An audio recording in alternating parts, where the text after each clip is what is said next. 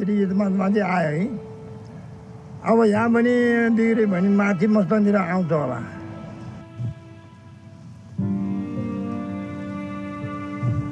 यसलाई चाहिँ मर्दैन पनि, हिउँ पऱ्यो भने मर्दैन, यो पानी पऱ्यो भने मर्दैन, दबाईको पानी हाल्दाखेरि मर्दैन। मैले त उखालिदिन्छु भनेको, सबै डोजरले उखालिदिने, सबै भारी दाउरा हुन्छ भनेको। अब पहिला जमानामा त अब हिउँको पानी राम्रै थियो के अरे, पहिलाको खोलाको पानी खान्थ्यो के अरे। खोलामा अहिले धमेलो पनि आउँदैन। अहिले त धमेलो आएर चाहिँ नि मूल बनाएर कहिले त अब माटै आउँछ, धुलै आउँछ। अनि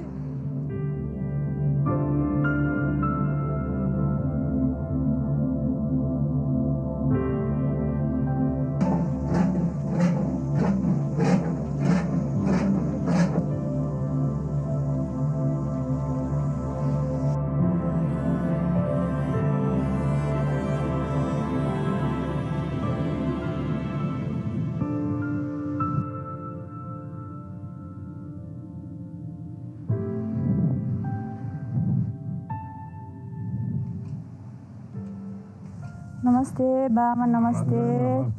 अनि तपाईँ दुईजना के कामले आउनुभयो होला?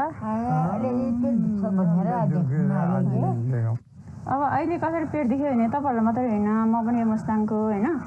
त्यो पानी त एकैचोटि फुट्यो नउमालिकन त्यसरी डाइरेक्ट पियो भने चाहिँ अनि पेटहरू दुख्ने त्यो सबैले छ। हाम्रो मुस्ताङभरि छ। अस्ति छुकछाकमा पनि त्यो पानी अब बच्चाहरू पानी उमालेर नपिएको भएर धेरैजना बच्चाहरू स्कुलमा बिरामी भइसक्यो। त्यस्तो पानी उमाले पिएन भने यहाँ पनि हुनसक्छ त्यस्तो है।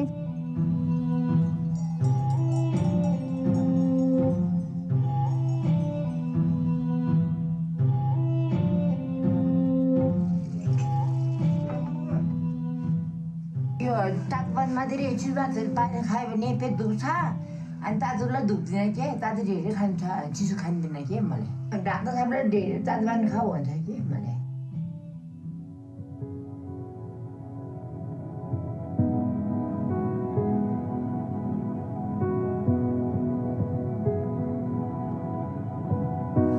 अबदेखि हाम्रो पालामा यति दुःख पाइसकेपछि पछिल्लो नानीहरूको कस्तो होला, कस्तो रोग आउला, कस्तो बिमार होला, भविष्यको लागि अझै घाटा नि पर्न आउँछ।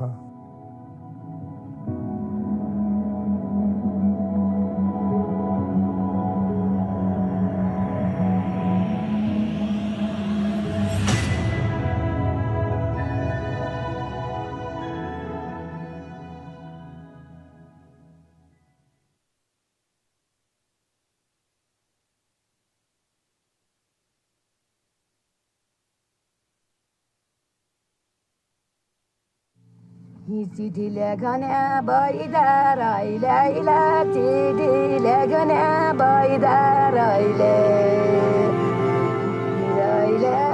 तमसुकुले गएन, तमसुकुले गएन, जाने बाबा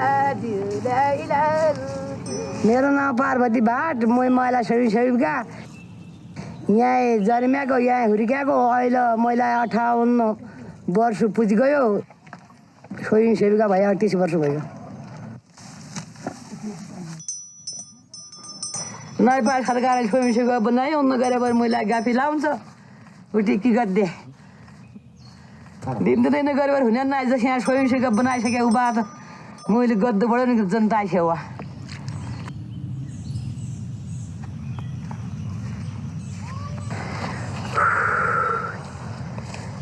के थग्यो, के थगाइ लागेपछि पहिले मैले मुदेश मोहनदरनगरलाई धनगढलाई मेरा माइती छन्, को यहाँका पनि छर्छिन्, हमारा गाउँले पनि छन्। ताम हामीलाई औलोको बिमार लाग्छ, मुच्छर लाग्छ, जरा आउँछु भन्थे।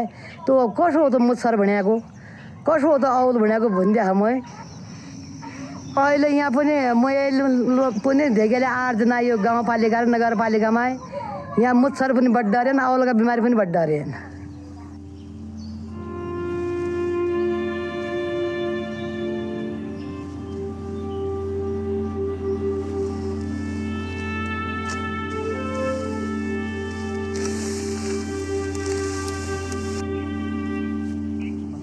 मेरो नाम निर्मला सुन्द, यो बिमार हुँदा पहिले थकाइ लाग्ने हात खुट्टा सक्ने यो तो हुँदा हुँदा तिहार दिनदेखि जरा आउने जरा जतिको पढ लाग्यो भने त रोकिँदैन थियो ब्लड चेक गरेपछि मलेरिया निकाल्यो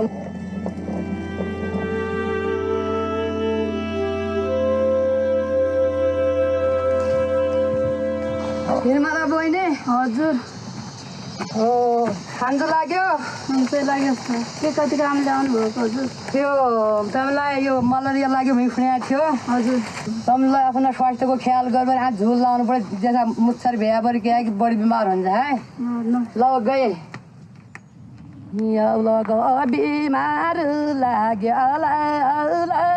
बिमार लाग्यो झुलालाई लगाउन मेरो हजुर बसायो त्यो मलेरिया भयो भने खुनिया पुछाउनु त मलाई मलेरिया भयो फुट्थेँ मैले तपाईँ निका भैया कि नहीं भनी आयो भैया निका तो और पुछाउन तैँले मलेरिया भएर आउँदा अहिले हमारा यो बर्खाको टाइम लाग्यो सिजनको टाइम लाग्यो मलेरिया बढी हुने हो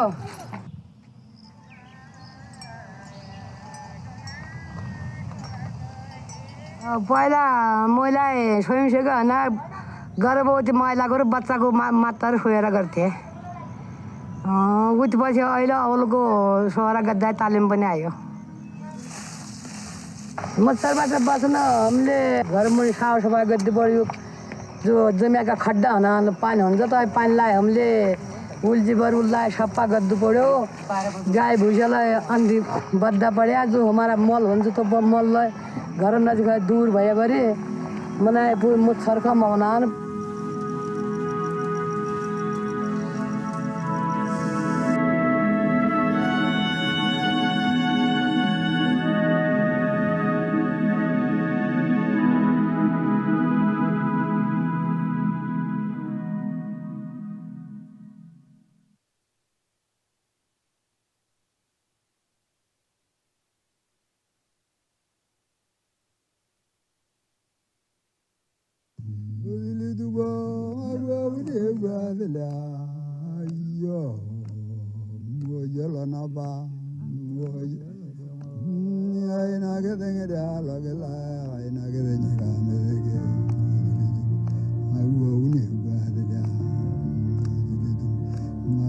Kalau milio, oi, ame tu jadi biar rengu ni kacung kanang bar. Aja orang boleh kalau grup ni apa? Yang latih agak mungkin kapi. Mulang gue ni lara yang aja kini jolo yang itu ame yang aku ni. Angol lanya mingka barang dah katur jam kan. Mamna beladu. Ya kau ni aku je recording barang ni.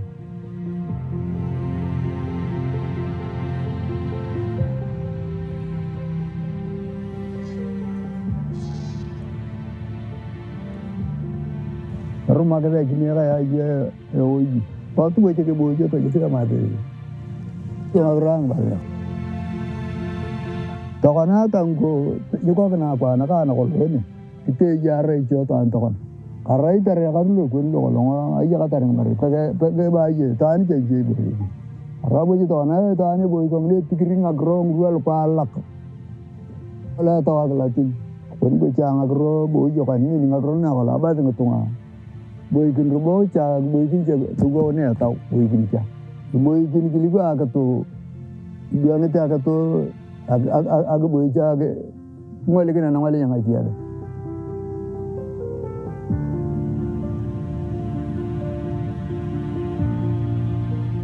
ya ko niang boy kin ni ke jana na kalau arto kin to ni yo kana ne ta ke ngabar arto nu kayak dia ada kita kok potologi. Tong apa marah buang kan amang teman.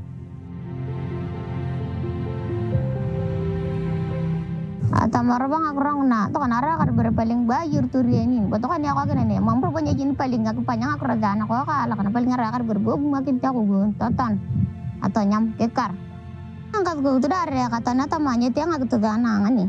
Akitu na itaan kain kanang bar na kalu. Apa dalai atau juga dari ni tanah bana itaan kain kana bene.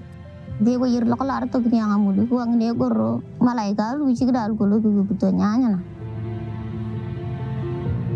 Ko tere ata marbon to nar kararai ko itani nya na paling makar ka dalu yin yang pan mamunya dai ber paling kite ka yang uni to do wagi. Anto kan ya balar tani kan atau ni to kan na boy bernyarang itu na boy apa dala ta rapier ayong ai nara itu ada katan lagi nih kenya ko ato itu baca ni ra katar baca ngag itu kan to ngawo ngang na ya ka ko to da ngai ye cha tingi che ye ya baca ngiti abang na ta ma ek ni ta na min ta ne yang wali robo ke ye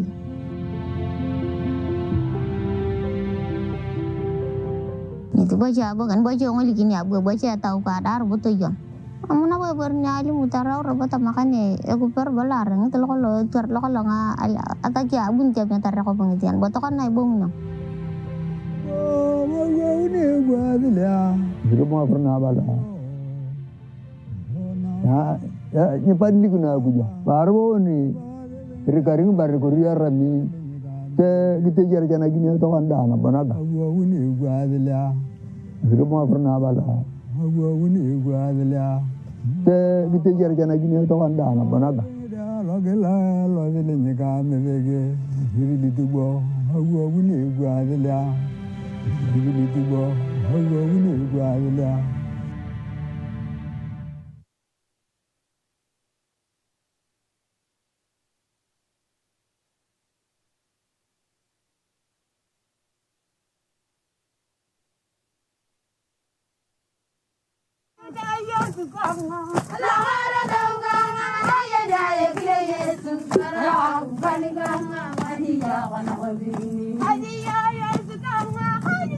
Lagi nangareng, kau tartai, orang dia muni, iya jangan kau terlalu yogi. Bunyinya cai kru aku awal dah cokar baca kamu narnon baca, kru ada luar uni tu kamu, nah cokar baca kilim aku baca, nyulan coba baca tangang bar, emne yok, taruh malah cor, tamat, uak nggak gitu bunau, buat tanya kadalah banyak nang dai berne, nak ini dai. Mambo ya hali ya anga imebadilika. Zamani mvua ilikuwa inanyesha, tulikuwa tunakunywa maziwa, tulikuwa tunapata kila kitu kwa urahisi. Sasa saa hii maisha ni ngumu ya saa hii, si vile ilikuwa zamani. Shida ya maji hapa ndio shida kubwa sana. Hapa tunaenda kushota kwa laga. Alafu tena ni ile unashimba ile mrefu kabisa ambayo watu 4 watu 5. Sasa hapa wanashimba na mikono. Inakaa kama hizo balls ambayo watu wanashimba ile gari inachimba. Sasa kwa sababu hatuna maji nyingine tunakunya kwa neema.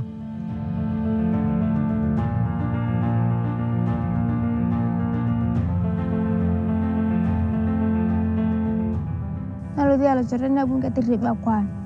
Weekend boy dirgan lo tera alon di lagi. Mga sa ngari. Uwe kro baca tirip gue menyunyang ndak gue gitu gue gini ndak tirip beja dana gue ke yeberan kapotian lo. Maka sama im toto ni kumbo. Iya kasu tunggal ko ala kala cak ngide ko tera rotolang lagi baron ni daya na jakat na ko pona ka. Areka na ba mara ku ikang areka ko arne do. Wamama wengi wanapoteza mimba kwa sababu ya ujauzito yao. Kubeba maji kwa ubali, kujenga nyumba ya mbuzi, kujenga fence, kujenga nini. Ni wamama ndio wanafanya. Anak arbang makanya epanye cicilo aputien. Au kia ngagipya alacor. Ane abu ni kacumbor logur. Ne amat ngagipina apa bara atur yo bakol gitu. Aku baca san ke bakol la tebetar. Arang la pion kana lo ini na gini. Yakka cici yakka ate juga cici kalam. Sama sih zubi cici lokalan. Aputien. Erne cungku. Lokolong ay rarite ang tutu kaya rite akan. Cuma kena aku hari lewat lu nak giling. Ayen na lu di kaya kali mau bener kaya na anak apa na lu di anak giling di kan pernah kali mau bener.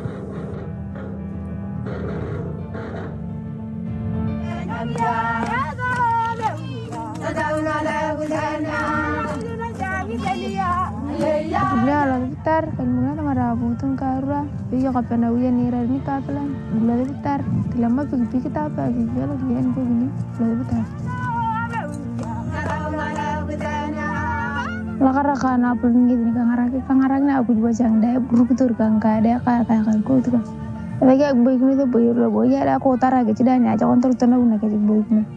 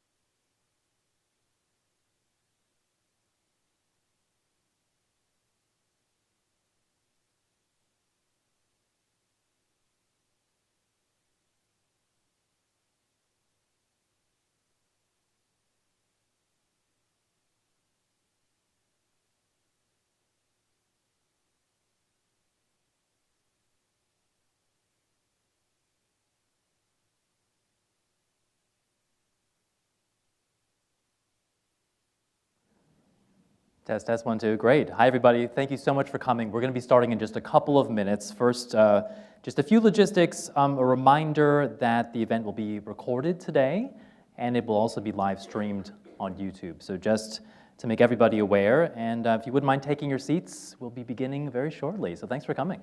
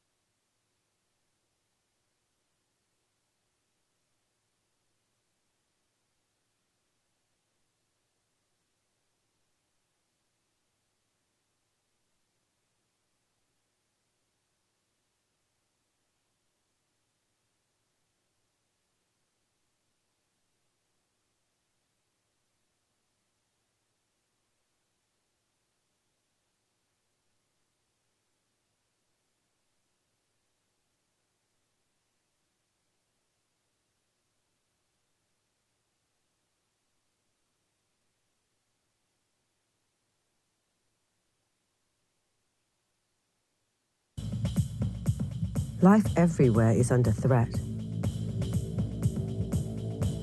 Our climate is changing, and it's affecting every being on Earth. To respond and to adapt takes ideas, hope, and inspiration. Media and communication connects people, shares experiences, builds knowledge, boosts confidence, and inspires action. Media shines light on people's realities, ignites conversation, raises questions, and demands answers. From the remotest places to the heart of cities. Media sparking imagination, sparking determination, sparking climate action.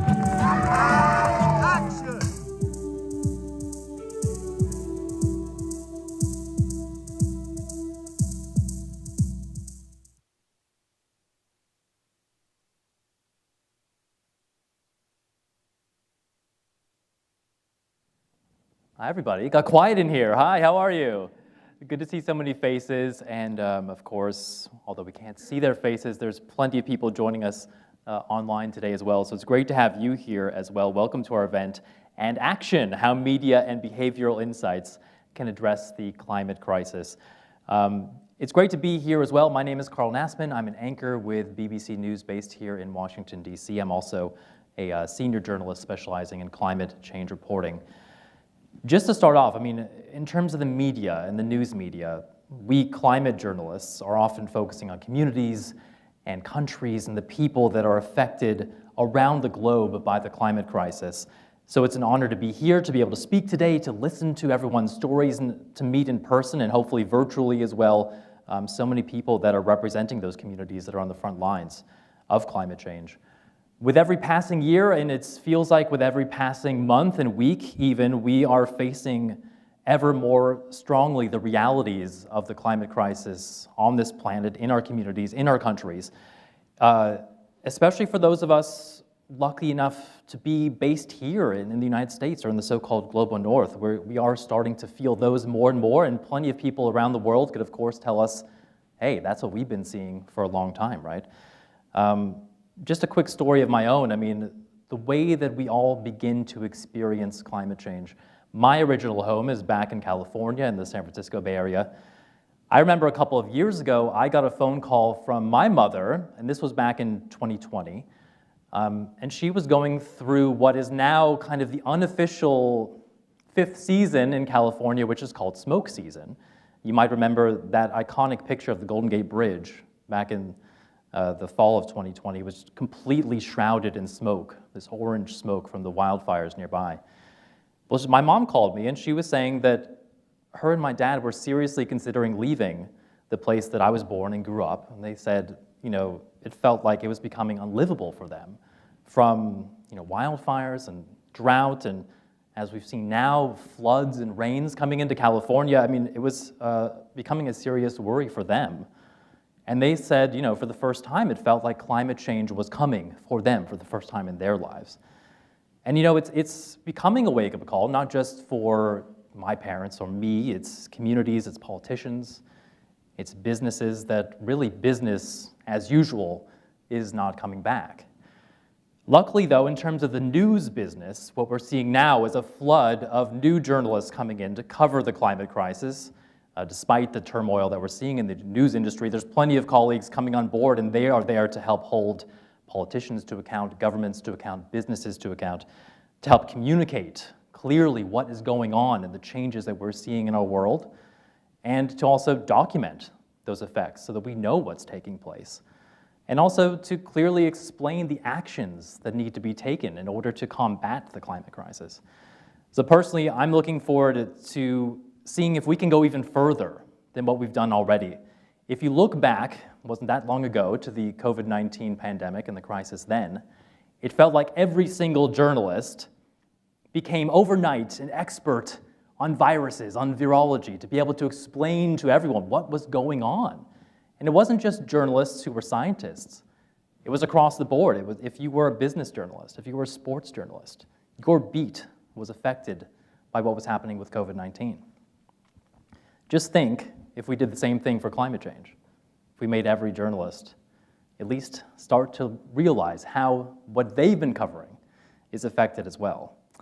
And of course, this goes far beyond just journalists. The IPCC, the Intergovernmental Panel on Climate Change, also understands the importance of media in this time of climate crisis. We're here today to reflect on what specifically media can do to support those in the countries that are most affected by climate change.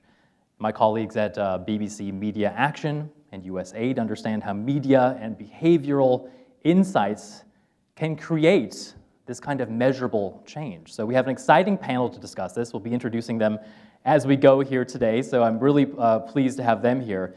But first, I just want to introduce Gillian Caldwell, USAID's Chief Climate Officer and Deputy Assistant Administrator. Welcome, Gillian.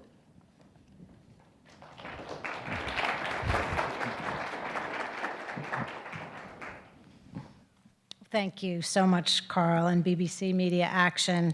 I hope everybody enjoyed Earth Day and got a chance to spend some time outside and perhaps experience this unprecedented pollen count. Speaking of climate change, I've never had allergies, but I think that's what I have now, and they're not too much fun. The wonders of the neti pot. This is a really important conversation. I think we're all aware that we need government policy and regulatory action to tackle a crisis on this scope and scale, but we really can't afford to ignore the opportunity that media and communications and behavioral change presents in the context of this crisis. We've already heard a little something about the IPCC. I won't spend much time on this, but I mean, if we start with the bad news, current emissions reductions, financing levels, and adaptation efforts are woefully insufficient to deal with the enormity of the crisis we are now facing. The recent IPCC report, which summarizes the overwhelming scientific consensus and called itself a code red for humanity, made plain that the global commitments combined won't reduce emissions at the scale needed to help keep global warming to the critical threshold of 1.5 degrees Celsius.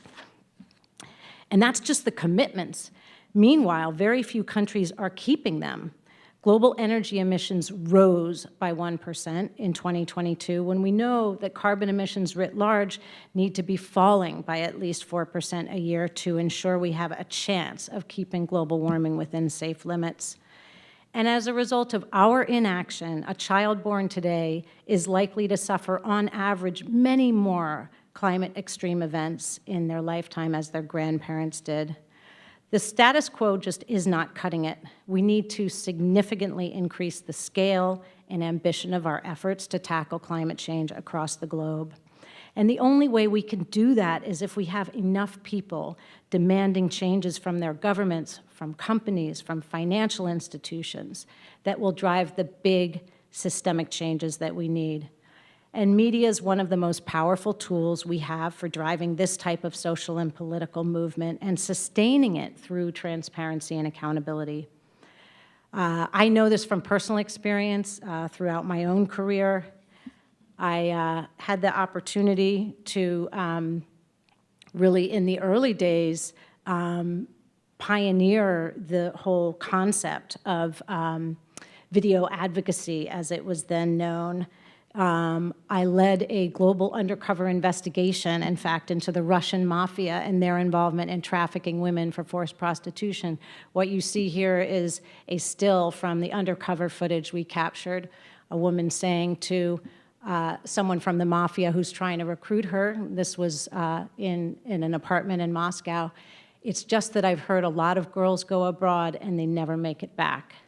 And this film that I produced, the first one I ever produced, was actually very highly catalytic for many reasons, not least of which the fact that we were talking about Russia, a country of strategic interest to the United States, and white women, honestly.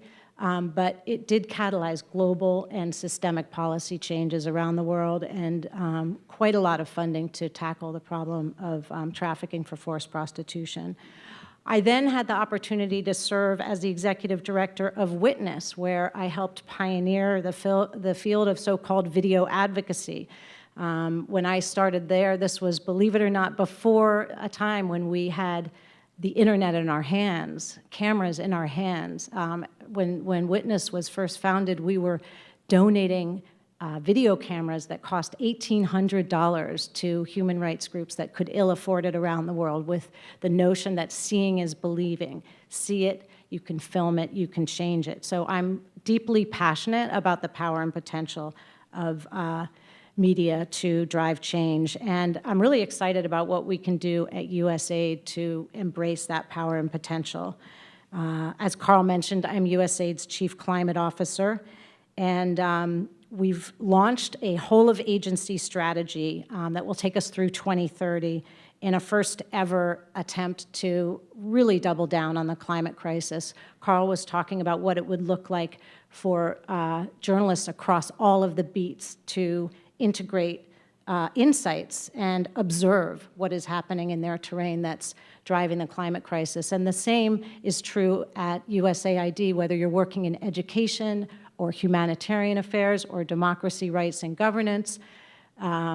You are seeing the impacts of climate change in your own terrain, and we're calling for every mission bureau and operating unit to get serious about tackling the crisis in the context of our strategy. What you see here is the high-level targets, and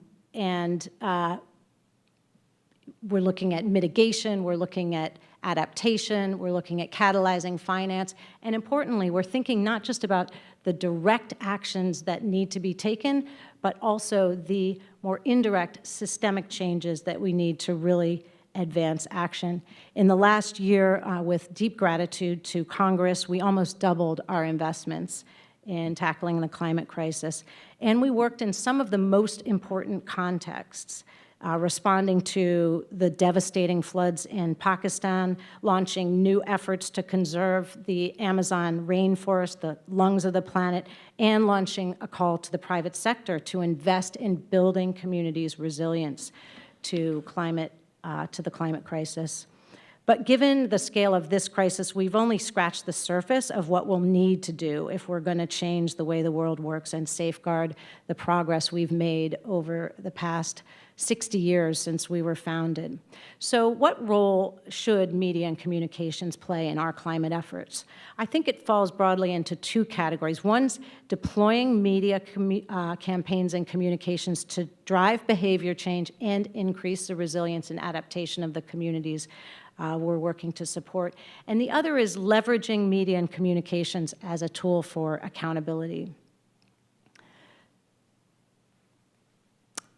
I'll miss that one. Okay, so this is an image from our health campaign, which is really where we've begun to focus the most on the power and potential of driving behavior change through communications. We've really evolved this work over the last 40 years and generated significant learning and insights on what works and what doesn't. For example, in parts of Africa, such as you're seeing here, USAID has helped run campaigns to destigmatize HIV and AIDS and normalize seeking treatment for infection. This has helped drive behavior change, which led to significant increases in treatment initiation and re-engagement among key populations, including young men who were often reluctant to seek treatment. It's also been a very important tool as part of a broader strategy to help bring the HIV/AIDS crisis under control. We've helped support media campaigns and targeted interventions to change behavior in other areas as well, hand washing, vaccinations, obviously, especially most recently, reproductive health, and nutrition. And we've got some takeaways from our work in the health sector that we'll integrate into our climate work moving forward. First of all, communications-based behavior change interventions such as mass media are effective when they form part of a much broader plan. For example, combining the HIV/AIDS awareness work with policies to increase access to healthcare and open clinics in impacted communities. And not surprisingly, we've, of course, also learned that this kind of programming is going to be most effective when it's developed with local writers, local designers, local actors, and artists. So it really parallels the sort of lived experience and culture of the communities that you're trying to communicate with. And finally, research demonstrates that repeat exposure to messages is really critical to delivering programmatic impact. So we can and should incorporate these insights from our health programming as we seek to scale our own efforts across the agency to tackle the climate crisis. This would, for example, increase support for conservation efforts, renewable energy, And the whole range of individual decisions that we all make every day, including whether we're going to choose low-carbon transportation or not, what kind of diet we eat, are we eating local, have we moved towards a diet that's heavier in vegetables as compared to meats, which we know drive substantial carbon emissions, and preventing food waste, because food loss and waste are huge drivers of the crisis. When it comes to behavior change, I think it's also important to note as we sit here in Washington, D.C., that it's populations in the global north that are primary drivers of greenhouse gas emissions. We are the ones that most need to change our ways. And I think we can all step up in that way alongside our work to push governments to implement the policies and regulations we need to tackle the crisis. It's actually not going, okay. This is a really interesting project we've engaged with in Africa as well. We launched a partnership with Disney and a Kenya-based conservation organization called Wildlife Direct to produce National Geographic Kids Africa, which is a 26-part television series that's produced entirely in Africa, again, by African storytellers, showcasing the stories, leadership, and expertise of local conservationists. And the idea is that these stories will amplify young African voices to inspire their peers and their family and their communities with ways to preserve the world around them. The project also includes outreach activities through schools, youth groups, conservation centers, and communities with this goal of developing a passionate cadre of youth leaders with the motivation to protect their continent and the world around them. And this is another image related to communications that are so critically important. As we all know, climate change is making disasters like floods and storms much more frequent and severe, and media and communications can play a critical role in increasing the resilience and reducing the disaster risk. We have a long history of supporting early warning systems. One of our longest running investments is in the Famine Early Warning System Network, or FuseNet. And for nearly 40 years, we've been a leader in early warning for food insecurity, which is, of course, a challenge that's only being exacerbated by the climate crisis. FuseNet uses data from Earth-observing satellites like the one you see here to develop tailored climate services to monitor and forecast climatic conditions in the countries it covers. And this information is then used to develop forecasts of the number of people who will face severe food insecurity in the coming months, which in turn helps the humanitarian community and USAID ourselves deliver that life-saving emergency food assistance in time. And through our partnership with the National Oceanic and Atmospheric Administration, or NOAA, as well as the World Meteorological Organization and the Hydrologic Research Center, we've developed and implemented a flash flood guidance system that enabled national authorities to monitor and provide flash flood early warnings to more than 3 billion people and in 67 countries around the world to date. And yet still, 1/3 of the world's population lacks early warning systems. And not surprisingly, the biggest gaps are in the countries where we work. To address those gaps, UN Secretary General launched an Early Warning for All initiative, which has helped galvanize global efforts. And media can play such a critical role in getting that timely, actionable, life-saving information to people in harm's way. We know from our own experience that even 24 hours notice of an extreme weather event saves lives and livelihoods. Media can also play a role in supporting the proactive planning to reduce the risks in the first place. But we have to acknowledge there's barriers, because in many countries where we're working, the media practitioners lack the knowledge and skills to report on the complex issues that we're describing. They may lack the access to the technology they need to provide the reporting. And in order to address that constraint, we partnered with the United Nations Office for Disaster Risk Reduction, as well as BBC Media Action, to strengthen the capacity of broadcast media organizations in 20 countries across Africa, Asia, the Middle East, and the Caribbean, to really help them better fulfill their role in that kind of chain of communications and early warnings. And we're equipping radio and television outlets with that information to help them disseminate the disaster risk reduction solutions on a broad range of topics, everything from food and water security to the preparation for the climate disasters as they become more and more severe. And we're, of course, encouraging that interregional collaboration between news and production and documentary units so that through knowledge exchange, they can really deepen the fabric of potential that they have to do this kind of reporting. Lastly, I mentioned the possibility of media as a tool for accountability in climate, in the climate context. And I think, in this context, it's important to recognize that the primary tool we have really when it comes to accountability for combating the crisis is the Paris Agreement itself. And under that agreement, every single country submits their own individual plans called nationally determined contributions, or NDCs, for how they will contribute to reducing global emissions. Now, while every country that's a signatory to the agreement is obligated to deliver a plan, they're not legally obligated to execute on the plan.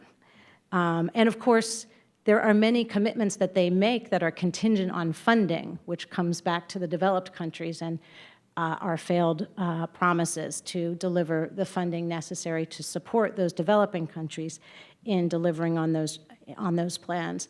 In most cases, there just isn't the legal accountability to ensure these plans are delivered, and we're falling behind. You can see here from this NDC reality check, maybe at a bit of a distance from you, but if it's not green, it's not good, let's put it that way, and you're not seeing a lot of green on that map. So except in very rare instances, and Colombia is one, where the NDC is actually enshrined into national law. What we have on accountability front when it comes to these very important commitments is the court of public opinion and international pressure. And again, developed countries need to be held accountable for providing the funding to the least developed countries to ensure they can make good on their commitments. But the media must also play a role in holding a mirror to our actions, in highlighting our failures as well as our successes. And in an era of democratic backsliding and restrictions on press freedom, it's really essential that we all support efforts for this enabling environment on accountability. Investigative journalists face increasingly serious threats that are physical, they're verbal, and they're legal in nature. In fact, they are being sued at 3 times the rate of other journalists. And in that context, USAID is providing both expertise and seed funding to launch Reporters Mutual, which is a global fund to shield investigative journalists from defamation lawsuits. That fund should be up and running this year to provide insurance liability to cover the cost of defending journalists, civil society advocates, and their organizations from defamation, libel, and other really vexatious lawsuits meant to silence their reporting. So to recap, global climate efforts are really lagging dangerously in this incredibly decisive decade for action, as Senator Kerry likes to call it. We need to significantly scale our ambitions and our interventions. We've got strong evidence from our work in the health sector as to how media and behavioral insights can be effective as part of a package of interventions. And we're going to be working to increase the power and potential of media and behavioral insights to advance the climate strategy and get that life-saving information to frontline communities and promote the accountability we need for climate commitments. So my call to all of you is this, as we raise our ambitions to tackle the climate crisis, take note of the power and potential of media and behavioral insights and incorporate them into your own strategies and interventions. It's a critical complement to the policies and regulatory interventions we still need to get the job done. And we can use these tools to help drive and sustain the transformation that this moment requires to ensure the deep and sustained changes in both belief and behavior it's going to take to reinvent the world we're living in today to tackle this crisis. So with that, I will turn it back over to you, I think, Carl, and the panel, and look forward to hearing what they have to say. Thanks.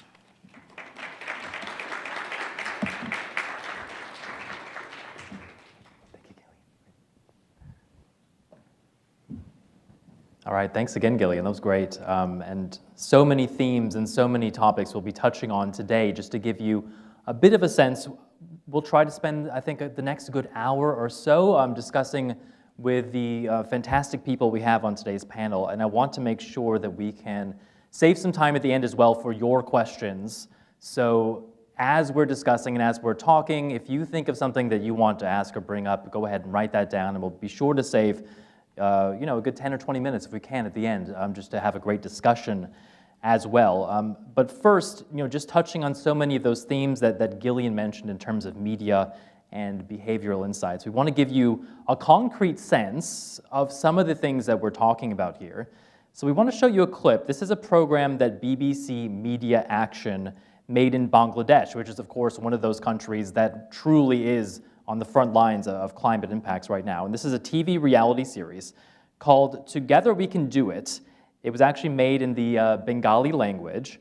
And this was a show that traveled across the country, and it challenged communities there to take actions, and these could be actions that they chose themselves, to help adapt to climate change. And this is a show that was the result of some in-depth research into behavioral drivers that stimulate action among populations impacted by changes in their climate. So let's take a look.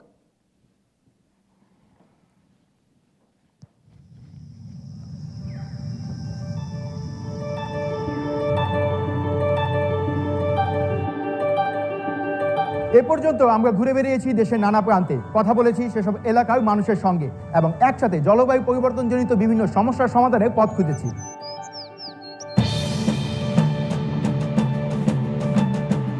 এবার আমরা এসেছি দেশের দক্ষিণে, সমুদ্রের কোল ঘেঁষা বরগুনাতে। আমরা এখন আছি বন্দরনগরী চট্টগ্রামে। আমরা আছি বাংলাদেশের সর্বোত্তরে কুড়িগ্রামে।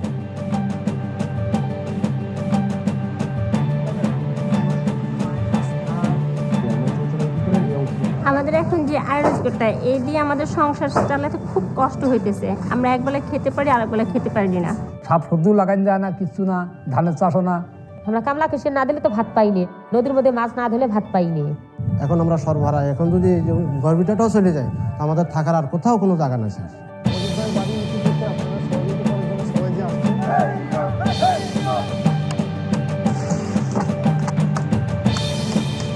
এই সাঁকড়ে দিয়ে আমরা খুবই কষ্ট করতাম, এখন আর এই কষ্ট হবে না। সাইক্লোন যদি আবার আসলেই ব্রিজটা আমাদের বেশ উপকারে আসবে। এই যে ঘর তৈরির এই যে সিস্টেমটা আমাদের কাছে এখন বর্তমান সবচেয়ে নতুন সিস্টেম। এর আগে আমরা এই সিস্টেমটা পাইনি। এখন এইটা যদি আমাদের জন্য ঝড় সহনশীল হয় তাহলে এটা আমাদের জন্য অনেক ভালো।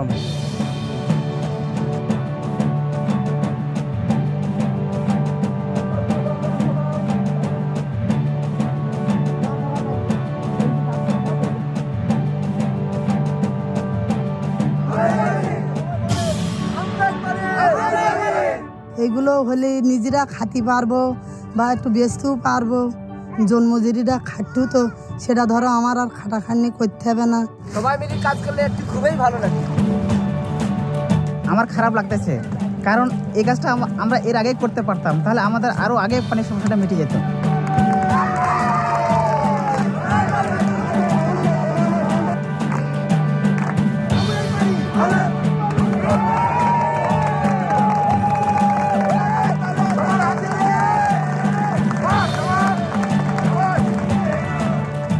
আমাদের গল্প এখানেই শেষ নয়, যাত্রা কেবল শুরু।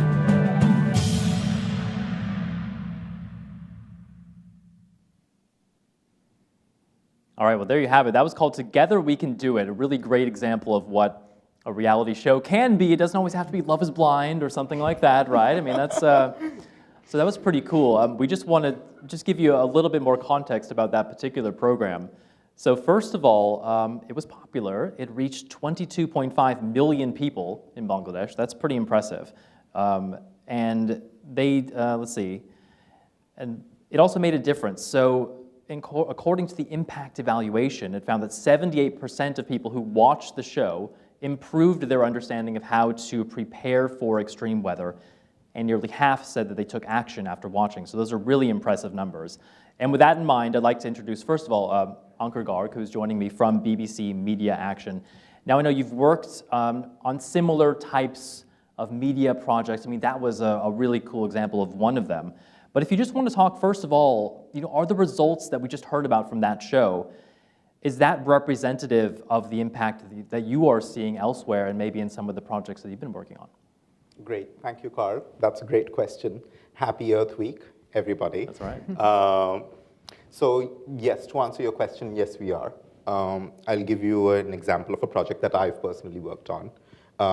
So we did this multimedia project in Indonesia called Kembali ke Hutan, which translates to Return to the Forest.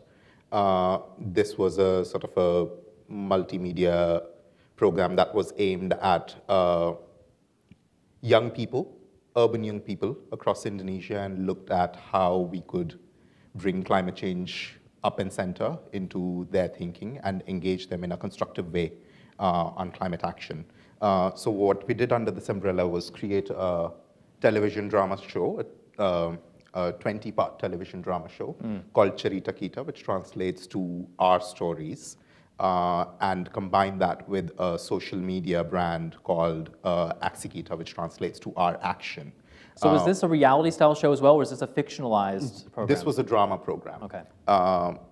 And we had a discussion program that was targeted at young people that was sitting alongside that. We had social media programs which were various different formats. So we looked at a travel show, we looked at various different interactions with influencers, etc. We were training youth groups in universities, working with them. We were also working with civil society organizations who were already working on the topic of forestry and climate change in Indonesia to help bring communication front and center within their thinking. So what we saw from this program, so we aired the television drama in partnership with SCTV, which is the second largest broadcaster in Indonesia. The entire, as Gillian said earlier, the entire production team, everybody working on the project, minus 2 people, were Indonesians and understood the country really well, understood the audience really well, and therefore we designed from that. We did so I'll first talk about the impact, which is what you asked me. We reached 24.5 million people, wow. Which is 17% of Indonesian people over the age of 15 living in the target demography. So at scale, we had reach in terms of recall of the brand with over 35 million people across Indonesia, which means that people who had not seen the program were aware that the program was happening because there was conversation that was happening around it. So even if they were not active viewers, they were exposed to the fact that a program like that was happening. What we saw was that from people who were exposed, so we did a randomized control trial to attribute impact from the show to what the outcomes were, what the behavioral outcomes were. And we did this in partnership with a third-party university academic who was supporting us design that study. What we saw was that first, there was increase in measured knowledge, so not just people saying that they felt more knowledgeable, but actually measuring that change with regards to an example that Gillian gave her in her speech around food choices. So whether food choices that people were making around consumption of meat was relating to carbon emissions, and that people who were exposed to the program were making those linkages. We also saw that 65% of the people who were exposed to the programming took an action that they could name. At the end of the survey, that ranged from signing a petition, that ranged from joining a community group themselves, that ranged from choices that they were making in their personal life. But what we also saw was that people who were exposed to the program had much higher appreciation for ambitious government policy on climate. So in context of COP26, the deforestation pledge, and people who were exposed to the programming were much more likely to appreciate that action coming from the government. They also had an increased appetite for more content on environmental issues, and they wanted the media industry to do more. So what we saw was that there were changes, and that those changes were quite strong, but that those changes, we did a sort of a longitudinal survey down the line and realized that some of those changes, especially around knowledge, were fading away over time.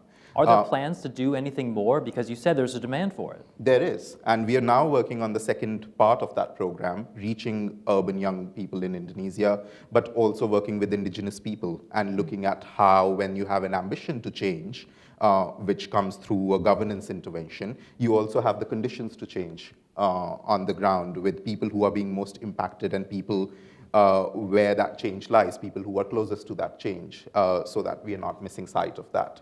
But also I want to say two things when we talk about media and communication intervention. The first is that, change is not permanent. It fades away over a period of time, right? So therefore, we need to think, when we are funding media and communication interventions, we need to think about structural changes in addition to behavioral changes.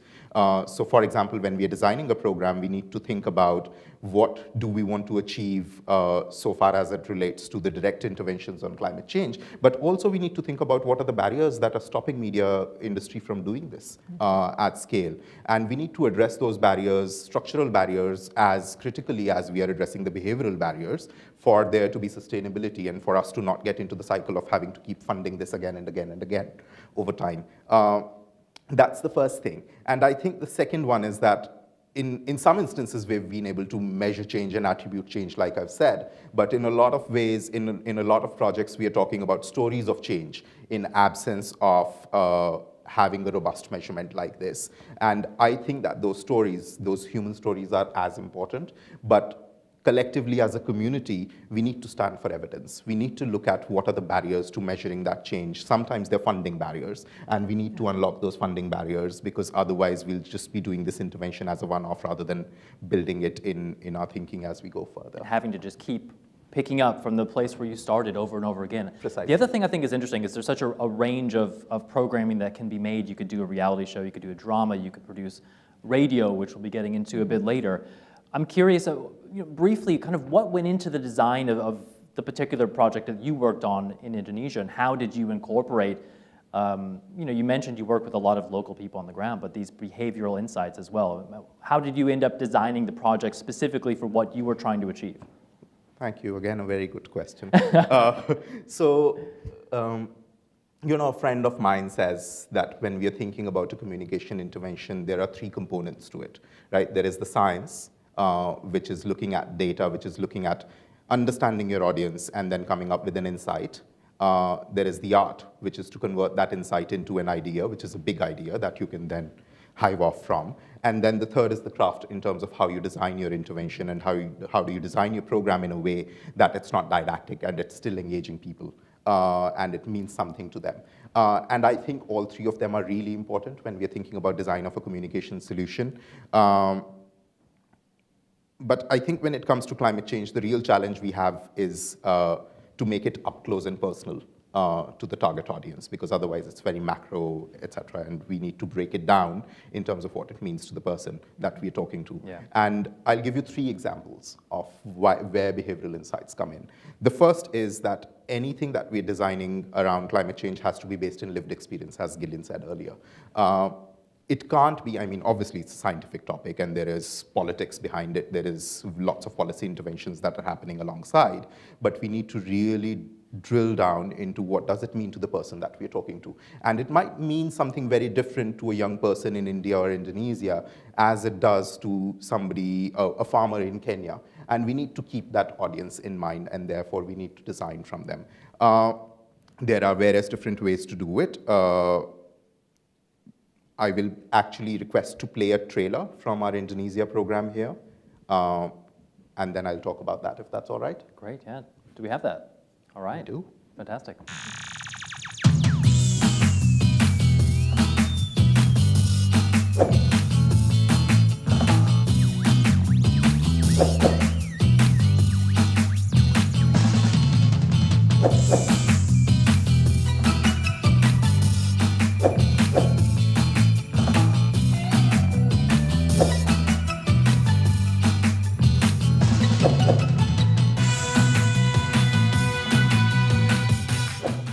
So as you see, this is a character reveal, right? And we are seeing a lot of these characters which were featured in the TV drama show, and it doesn't appear like an environmental show, right? It doesn't appear like a climate change I was going to say, I would watch program, this show. It's a love story, where this is a story of a young person, which is Kevin, who's playing Bodo, and his own journey over time of coming from somebody who's unaware and who's not clued into what's happening around him to becoming the local leader within his village.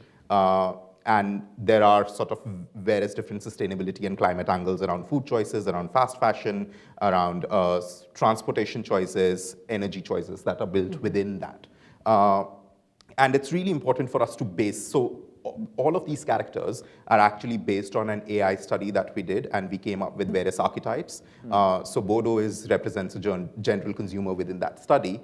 And there are other characters which are based around loud and proud crusaders, around people who are standing up and having a voice around climate change, etc. So we've got all of those archetypes set within the design of the show. Which is what I mean when I say up close and personal to the target audience. The second one is that we need to be really clear about what's in it for people, who's the viewing audience in them, and that's something for people may not link to environment. We just have to be conscious of that fact. So therefore, our entry point sometimes may not be climate. In this instance, our research showed that young people in an ageist society, where your wisdom equals to the number of gray hair you have, were struggling to find an identity, a social identity for themselves. And therefore, we pegged the fact that if you were to understand climate change and have a meaningful conversation about it, you could have that identity formed within your reference network. And that was a pathway, that reflection was a pathway to go in.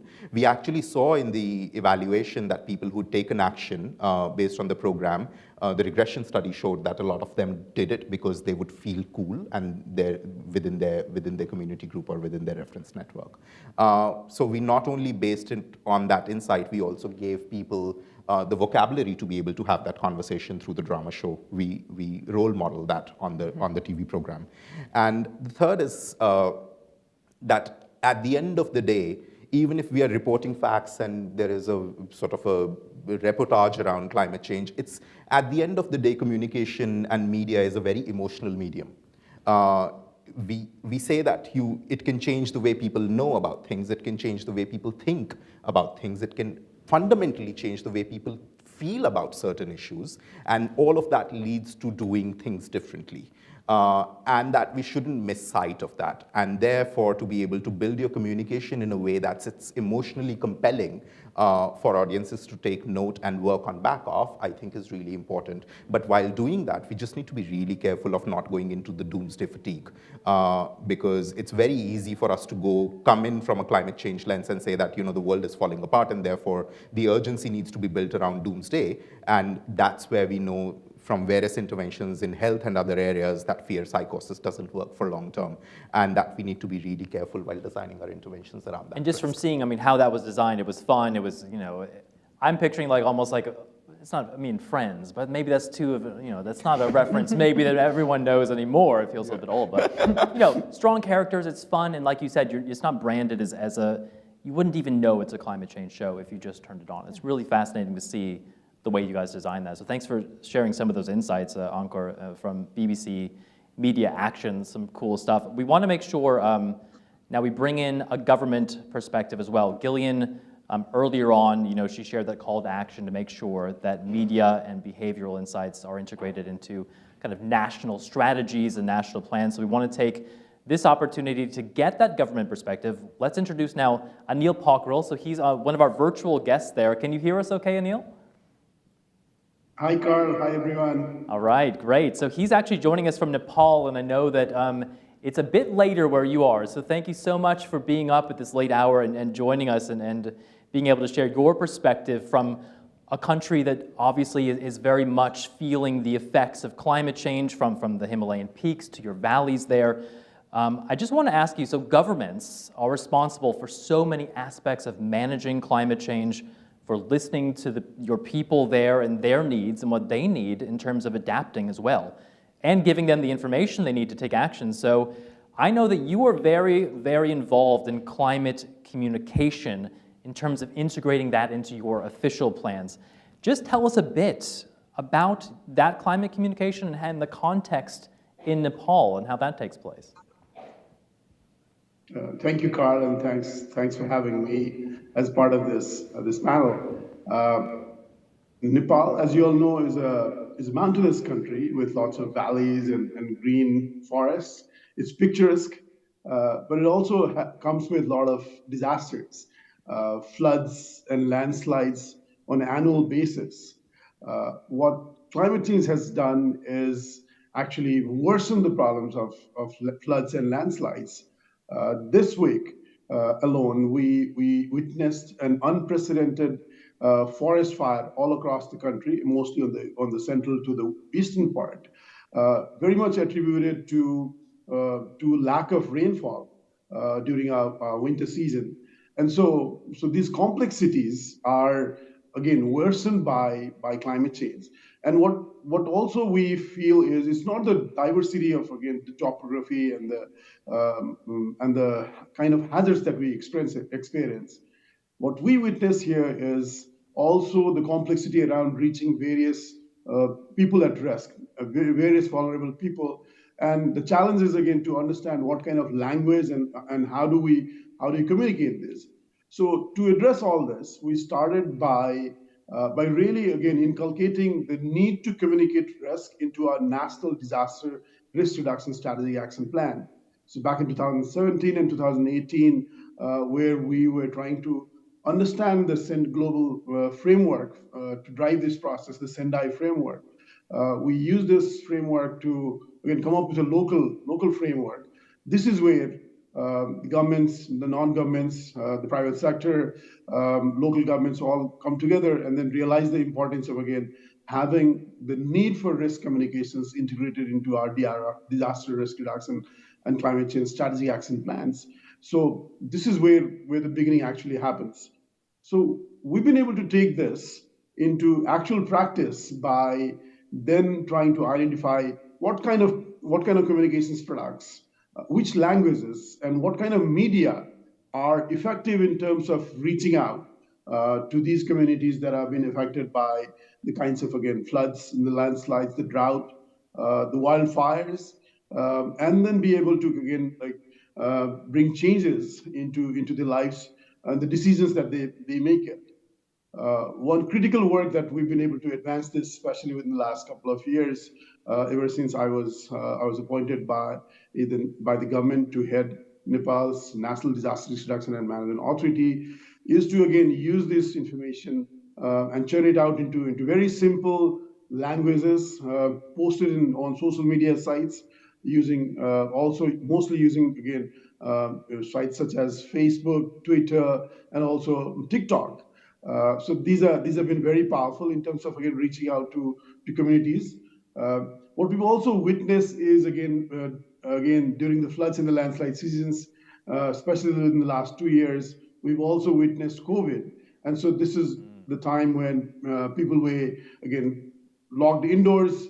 They're not able to again travel, and so TikTok and social media has been very effective, especially in terms of reaching out to the far off remote areas. In terms of again very effectively again helping them make the kind of decisions. One last thing that I want to also mention to this gathering today here is we're taking this example of again risk communications into designing our early warning system, as Gillian earlier mentioned. the government of Nepal is its priority is again to have multi-hazard early warning systems all across the country, looking at different set of hazards such as floods, lightning, even forest fires. So this is where we're trying to again use these communications products in various languages, and the way going forward is to use design messages for all kind of hazards using all kind of media. And that's a direction that we'd want to take it going forward, especially in such a high risk and such a diverse environment with complex topography, but also a rich diversity of languages and very, very much vulnerable people around the country. And Neil, I'll stop here, I'll pass it back to you. I was going to ask you if you could share your TikTok account with us so we could take a look if you've been doing anything. But I am curious because you mentioned the various challenges you face, some of them geographical, some of them cultural, some of them demographic. What's been the biggest challenge for you in terms of which group is hardest to reach, or how are you able to overcome those specific challenges? And what have you learned in terms of those moments where it might be difficult to reach out to certain groups? We did a study actually with the help of, again, US government's USAID. This was actually a joint work between BBC Media Action and the National Disaster Risk Reduction and Management Authority. What we try to do is to exactly try to answer this question by trying to understand, again, where are the hotspots, what are the forms of communications they're using. And we figured out that, again, these people are, again, far off in remote valleys where they've been hit by either with floods, landslides, debris. But the other challenge that we encountered is they did not have access to, again, other forms of media such as, again, newspapers or even televisions. So this is where FM radios and social media were the best and effective means of communication. So this has been done through a methodological study done across the country, purposefully sampled hotspot locations based on previous disaster incidents. And so this has really helped us open our ways of thinking, and more importantly, again, design a comprehensive way of, again, communicating risk for these targeted population. Based on our experience, what we've seen is, again, reaching the most vulnerable, and in particularly persons with disabilities, again, various forms of disabilities. So people with hearing impairment, or somebody who can't, again, read or write, or somebody who can't see it. So these are kind of challenges. Again, a woman with disability, elderly with disability, elderly who cannot read or write or access mobile phones. So these are the kind of categories that we've been able to identify. Language, again, has been a key barrier. The language that's spoken in some of these hotspot locations is not understood by again, people like myself here in Kathmandu. And so there's 100 plus different set of languages. And so this is where understanding what forms of communications, what are the hazards that's actually hitting them hard, and what is effective, especially in terms of, again, helping them bring their behavioral changes is what we've started kind of working on it. But having said that, again, it's still a continuous learning process for us, and reaching out to various forms of medias, not only from a central level here in Kathmandu, but also working with media, various forms of media at the provincial, at the state level, and also at the municipal level is what we're trying to thrive for. Right, right. Now you mentioned this really broad-ranging and broad-reaching plan in terms of media and communications.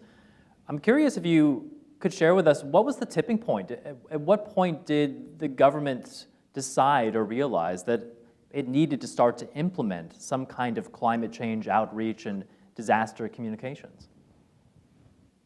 Again, if you reflect back, again, this started back in 2020.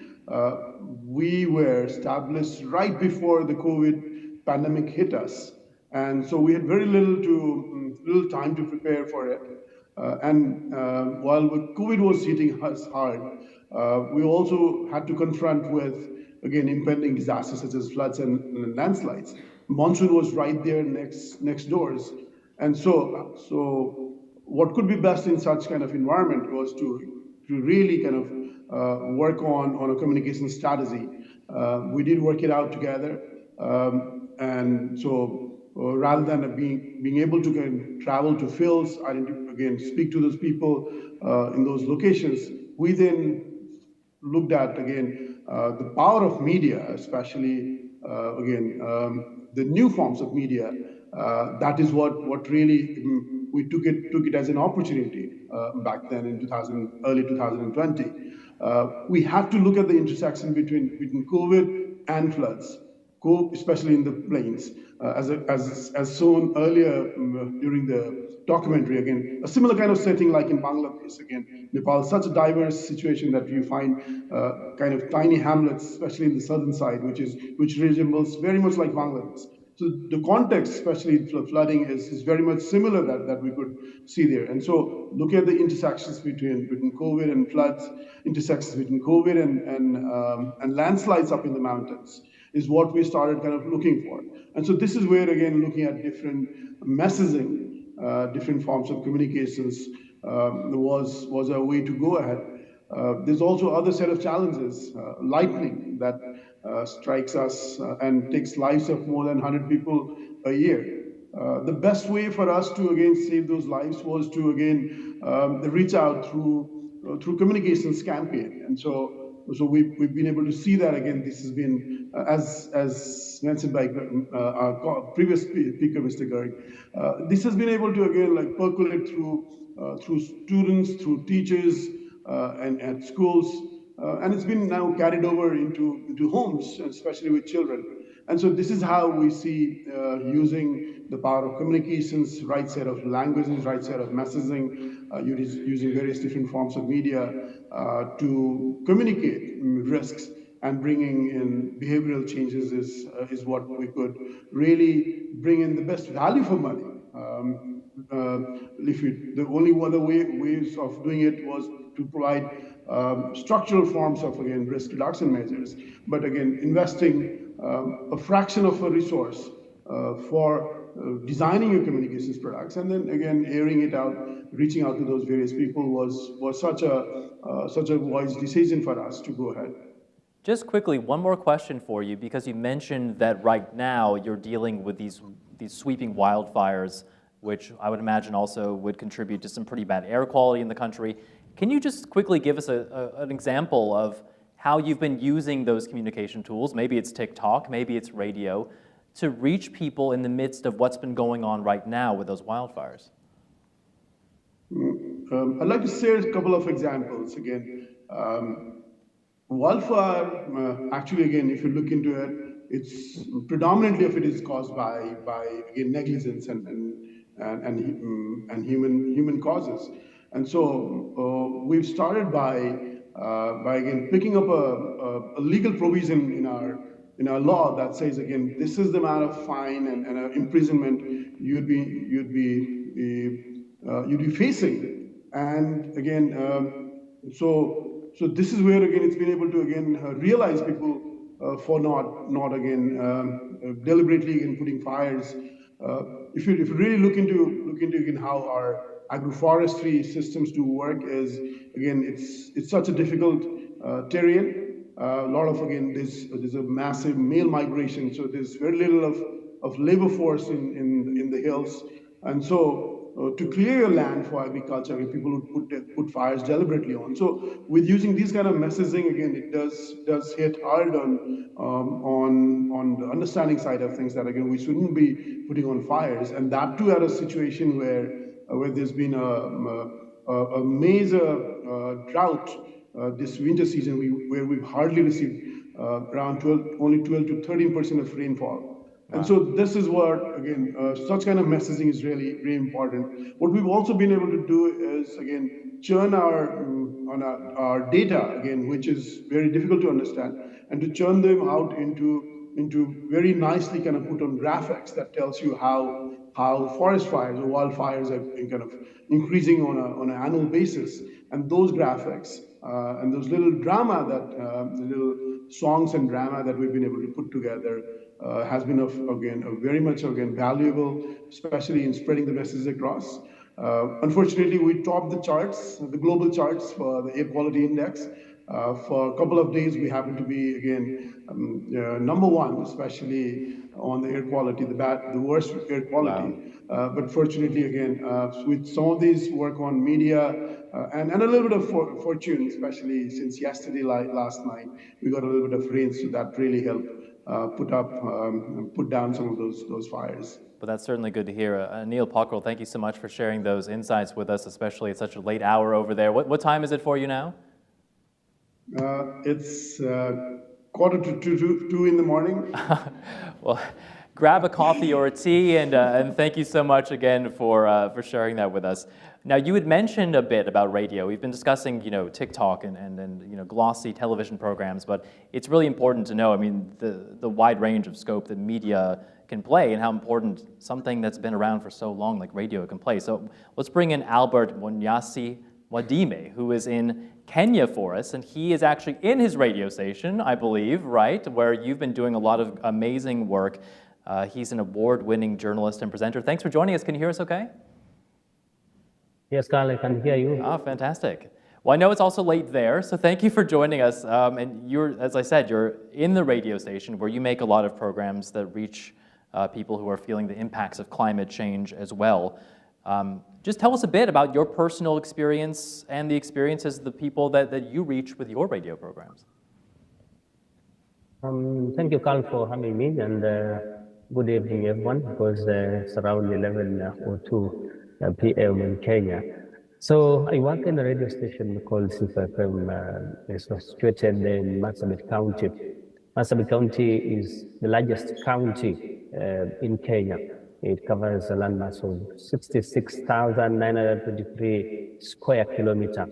And mostly my audience, if I talk about my audience, I focus because this area is covered by majorly pastoralist community. My audience is a person who wakes up early in the morning to take his cattle, to get some pasture for their animals. So in this case, you find that this audience of mine is affected mostly by drought, because Marsabit County is one of the 17 counties which has been largely affected by drought, because it has experienced 5 seasons of failed rainfall. So it has affected pastoralists in this community. There has been lack of pasture, lack of water, and there has been a decrease of animals, because most of the animals, around 40,000 last season, 40,000 goats and sheep died because they could not get pasture, they could not get water, and that affected my audience. So mostly because of that, I'm supposed to give information, because in 2018, BBC Media Action partnered with our station, and I was privileged to be one of the journalists in our station to attend trainings from BBC Media Action. So I attended various trainings from BBC Media Action, and they taught us. So I used to talk about how I can cover weather and climate change stories. And because initially, to say the truth, I was not able to get various topics to cover on climate change. So when BBC Media Action came on board, they taught us on how we can look for stories which can really have the impact on our audience. And from then, I was able to produce around 50 programs focusing on weather and climate, and the stories and the programs reached my audience, because during that time, I was able to receive some feedback from the audience that, they have received the program, and if they had information, because you realize when there is a lot of floods and when there is a lot of drought, we experience floods. When the rains come, we experience a lot of floods in Marsabit County. So I was able to pass information on early warning. If there'll be some floods, I'm able to tell them. If there'll be a lot of rain, I'm able to tell them that there'll be a lot of rain, that they're supposed to move away from the lowland areas and move to the highland areas. I was also able to give them information about because there are some farmers also, what they can plant. If we are having short rains, what are we supposed to do? What kind of plants are we supposed to plant? So that is some of the information I shared with my audience. And you understand that scientists use a lot of jargon in when preparing their bulletins. So you find out that there was a gap between the scientists who prepare these bulletins and the audience. So I come because my radio uses a local language. I use my local language to break down the jargon to an understandable language so that I can share with my audience and they're able to understand and to know exactly what the scientists were saying about the rainfall, what the scientists were saying about the pasture, and what have you. Albert, I'm curious, what kind of reaction, what kind of feedback have you gotten from your listeners and from the communities that you've been reaching out to? Well, I've got a lot of feedback because you find out that in my programs, I also bring opinion leaders and the government so that they come and explain to the audience what they are doing, maybe to combat impact of climate change. So you find out that audience call, they give feedback through calling, through SMSing, and asking their government official what they are doing to make sure that such kind of things does not happen, because you find out that the government has been reluctant sometimes in providing the information which is relevant to them. So that is the time when they come out and ask their government what they are doing to make sure that they told about the impact of climate change. You also said that the area that you serve is a large one, that there's a lot of people there. It's a big area. You're reaching out to herders and farmers and different communities. Can you talk a bit about the power of radio and how you're able to use this technology that, it's not like it's out of fashion here in the United States or anything, but everyone's putting their money into TikTok or social media. How is radio able to reach people in ways that other media are not? Radio is the only accessible tool of information in Marsabit County. You find out that most pastoralists in Marsabit County, they are, illiteracy level is so high. So the only thing they can afford is a radio. So if a farmer, because I told you a pastoralist is a person who moves from one place to another, the only thing they can carry is a radio. So for you to pass the information, for you to get the right person to pass that information, you have to use the radio, because that is when you can get that pastoralist when he is herding his cattle or is on his normal day-to-day activities of herding their cattle. So I've been able to use that radio to pass information on weather and climate change. And I can give an example. There was a time, there was a lot of drought in Marsabit County. And I realized that there were a lot of children who were being born. They were underweight children. And I started asking myself, what could be the reason why there are a lot of underweight children? Because I tried to confirm with the hospital and I realized that there are a lot of children who are born underweight.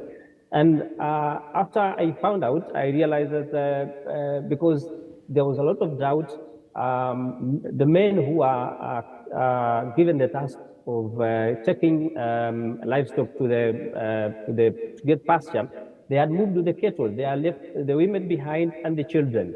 Now the women could not get the nutrition they need from the milk, from the livestock, and meat. So you find that there was no enough food for mothers who are, who are pregnant mothers and some are lactating mothers. So you find out that problem impacted them, and it was even indicated in the children who were born. So most children were born, because of underweight children, and that is a story which I filed. And it won an award because of how I highlighted it, and it brought an impact because the government now had to go to use radio stations and pass information that it is important for these women to go to the hostel. If it's the time to go, and it is about they are about to deliver, they're supposed to go to the hostel, and they pass the information to women so that they can make sure that they are given. The government also brought some relief food to women who are lactating, and also pregnant women, so that they could help them in that kind of situation, so that they can give birth to healthy children. Wow, some really powerful reporting there, Albert. Thank you for sharing that with us. That's incredible. And thanks again for joining us at such a late hour. Hang out there for just a few more minutes if you wouldn't mind. And I'd love to introduce the final member of our panel, because what we've been talking about in all of these programs, of course, they do need support. And earlier we heard that call from Gillian about integrating media and behavioral insights into climate change activities. We want to go further into that now. Genevieve Miracle is here. She's the Senior Advisor for Climate and Environment at USAID. It's great to have you. Just to cut really to the basics on the realities of aid programs, they often involve trying to solve these huge issues, big challenges, with limited funding. From a donor perspective, how specifically can we bring together media, communications, behavioral insights, and package that all together into a climate program? Well, thank you so much for the question and for this whole conversation so far. It's been fantastic, and genuinely, it feeds so much of what we do. So in that spirit, I think so much of what we are trying to achieve as development organizations needs to and benefits from the action of local communities and the action of individuals. So when we think about that, the power, and we've seen it in the statistics you were mentioning around the impacts of these kinds of programs, the power of media is so powerful a tool to the kinds of objectives that we've set and that Gillian spoke to at the beginning of this discussion. So in the climate space, there really are the need for the power of what media brings is apparent in both the sort of resilience area, the adaptation and resilience space, and the mitigation space. So I do want to speak to sort of two examples, one in each. I think we've seen some pretty powerful examples here in the resilience space already that relate to early warning systems, but I do want to sort of dig into one a bit more. I think in this space, going back also to something Gillian said at the outset, is this sort of fairly shocking number of the sort of that 1/3 of the world's population still lacks access to early warning systems. So, when solving this kind of problem, and when we are talking about situations where access to that information could literally be, the cost of it could be life and livelihood, being able to reach more matters enormously. So in the spaces where we have invested in partnering with media, partnering with organizations like BBC Media Action, we have really drawn a few lessons. And so I do want to just sort of speak to those. And I think actually they really reinforce some of the things we've heard so far. So one, we really need to bring information to people with enough lead time to allow them to act. And what we found is even with some of those most sudden shocks, we do have sometimes more than 24 hours to know information that communities need. So with that, we sort of need to then work together and speak with one clear authoritative message so that the action that needs to be taken is obvious and clear. So working in close partnership with national meteorological and hydrologic organizations, working with media institutions, we are able to come up with that very succinct and clear action that can make a considerable difference when the shock happens. And then I think third is you do really need to use multiple media channels, because I think we've heard some examples of why. Different media outlets, different types of media reach different communities. You need also, so part of it is that, But I think part of it is also that you need backups if one of the systems fails, because the actions are so, can make such a difference, and they need to happen fast. So being able to sort of use radio, use TV, where TV sometimes is trusted more than the National Meteorological organizations, that to use SMS and texting, use social media when you're trying to reach youth populations. So knowing that there are different values to each of these, and then also sort of relying on, and sort of media as a path to that as well, but relying on leaders in different communities that are trusted, so that they can reinforce the messages that they're getting in small and medium enterprises, in religious institutions. So that's, I would say, a few lessons that come from the resilience space. I do want to speak quickly to the mitigation space as well, because this is as powerful there. So an example of some of this kind of where behavioral insights and behavioral change campaigns really made a difference is in Zambia, where over 75% of peri-urban and urban households are using charcoal as their primary cooking fuel source, regardless of income level. So demand for charcoal is rising exponentially, and it's leading to overexploitation of Zambia's highly biodiverse Miombo woodlands. So apart from sort of the many other sort of impacts of that, there is a pretty significant deforestation component to this in a country that is one of the highest deforestation rates in the world. So creating awareness through local community and religious influencers, while also reducing market barriers and sort of dealing with other policy issues at the same time, is a critical way to shift that trend.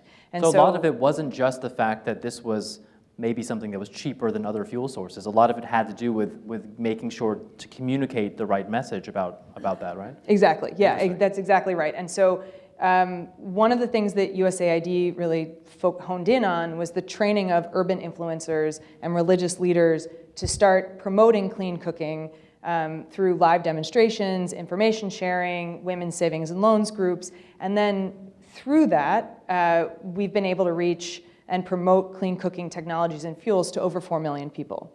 One other quick point I want to make sort of in relation to this is it's also reinforcing a point made earlier that's very critical here, is that it's the connection between using these media channels and working in these behavior change campaigns at the same time that you're seeing the focus on sort of policy objectives.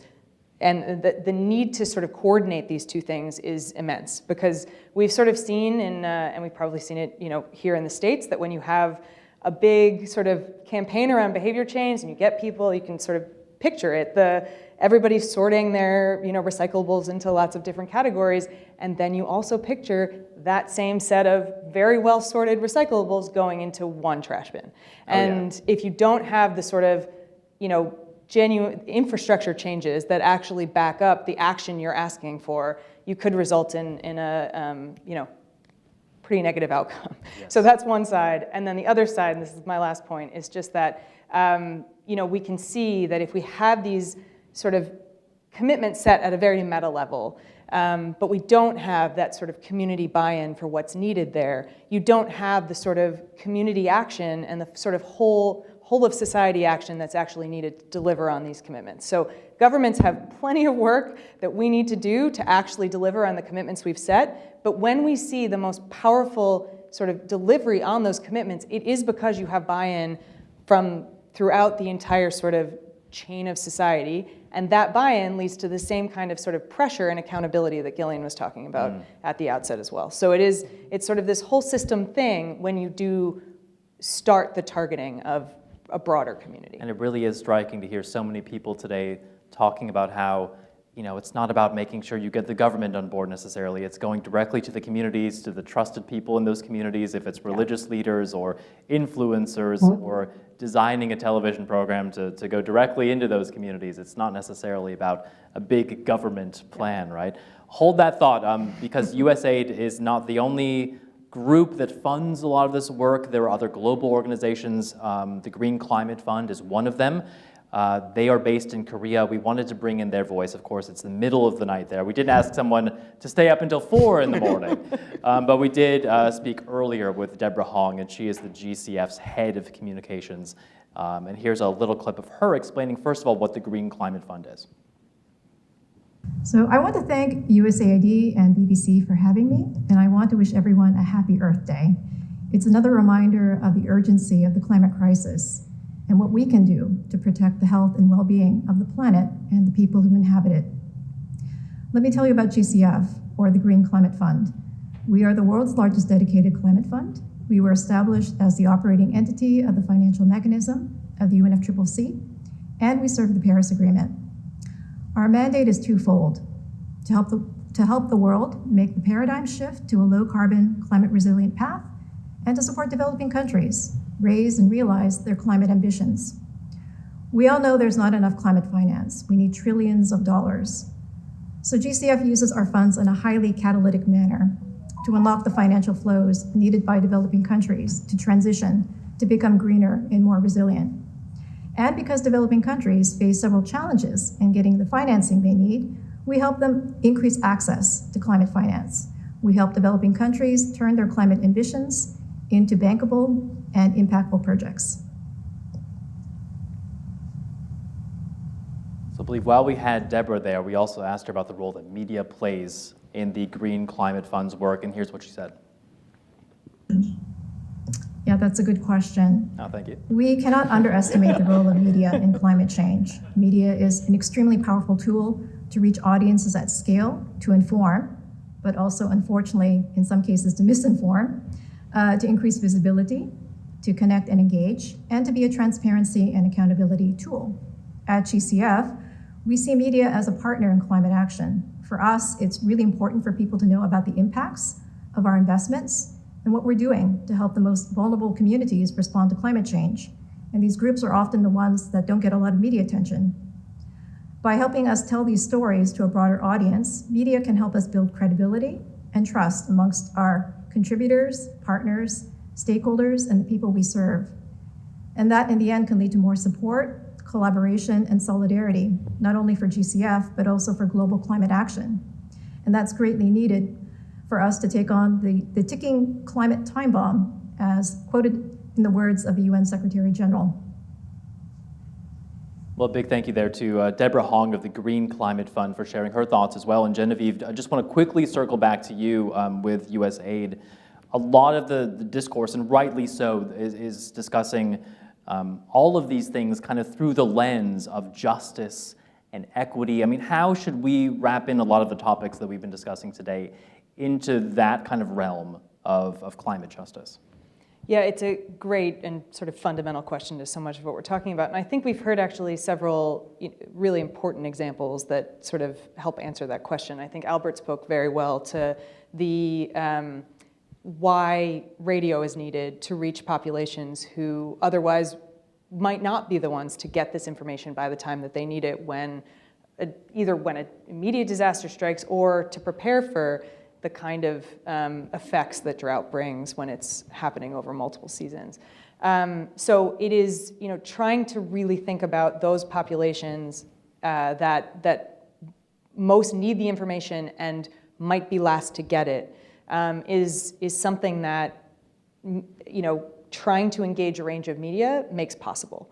And I think, the whole conversation here is really one of how do we make sure that access is not just for those who already have the resources to get access, right? That fundamentally this is about making sure the information is available to all. And so I think, we have still a ways to go before we can actually get beyond that, pretty horrifying 1/3 number. But I think we, this whole kind of conversation allows us to walk that path to get there. So, we have to keep that lens because, that is how we make sure we answer this question right.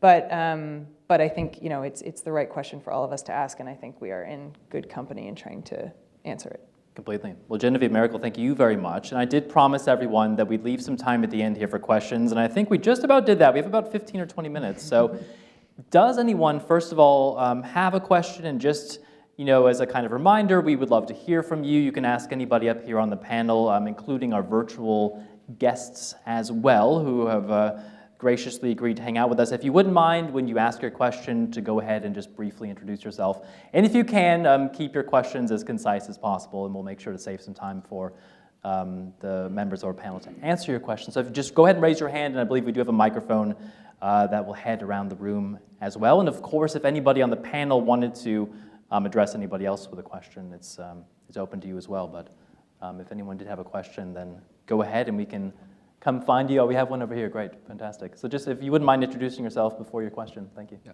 Hello. So my name is Anirudh Tavatia. I'm working with RARE, sort of working on entertainment and in the US context. So just wanted to ask you how you're thinking about investments in terms of measurement and trying to use that to be able to generate the kind of funding we need to be able to have a global scale use of media, especially for not information, right, which is one, it's a sort of, I think media is very good at that, but behavior change, which is much harder ask. And so just thinking about funding and also just measurement itself, right, investments in measurement.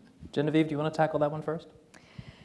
Yeah, I would love to try at least. I think it's a good question. It's a very good question and a very important one, because I think we are in a space right now where the sort of power of our actions is kind of only as powerful as what we actually, as us understanding that impact. That was a sort of poorly worded answer, but I do think the, being able to use, to really know how what we're investing in, what it does, is so important for solving this problem. We're not getting to the kinds of delivery on commitments that we need, as sort of Gillian laid out from the outset. And the only way we can start to do that is if we know how what we're doing, what difference it makes.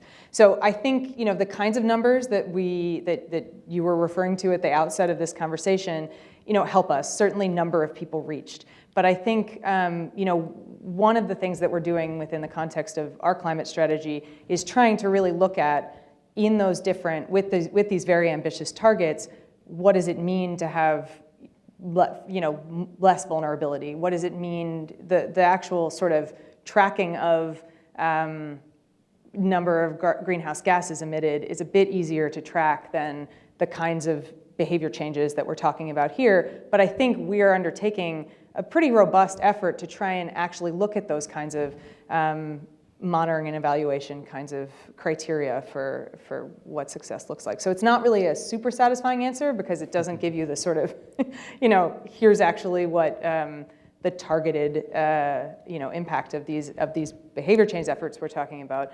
But it is to say we're on a path to try and be able to identify that. Ankur, I saw you nodding your head. You agree pretty much? I mean, in terms of bang for your buck, I guess, if you want to talk about it that way, how does BBC Media Action look at that? Absolutely. I don't think, I think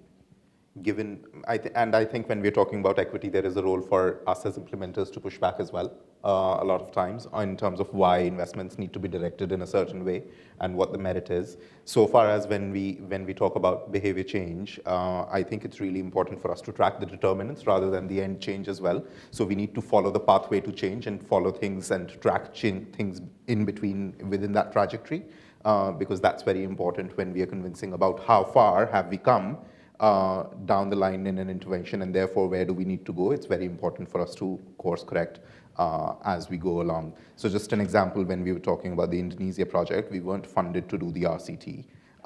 We were funded to do a nationally representative survey and a qualitative research around that. And we had a conversation while we were implementing the program back with our donor, who in this case was Norwegian government, to say that there is merit in us looking at attribution, because this is a space that hasn't been explored so much at scale so far as the global environmental conversation goes. And this is why we need to invest in it. And they were very kind, and we got to it.